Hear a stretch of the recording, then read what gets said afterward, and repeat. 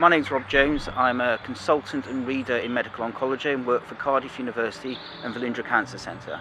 Our new discovery, which was part of the FAKTION trial, was trying to improve outcomes for patients with the most common type of cancer in the world, that's estrogen receptor positive breast cancer. So such patients can always respond to endocrine therapy, that's hormone treatment, for a while, but they always develop resistance to it when they've got metastatic disease, that's disease that's spread from the original site.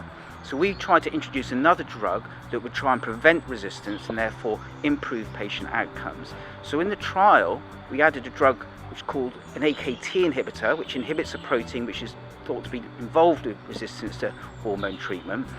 And we added that to a standard hormone treatment called fulvestrant. And when we did that, and half the patients got fulvestrant and placebo, and half the patients got fulvestrant with the AKT inhibitor, we found that patients who got the AKT inhibitor did much better. So in fact, their cancer was controlled for over twice as long, and the response rates, that is getting a meaningful shrinkage in your cancer, increased from around 12% to over 40%.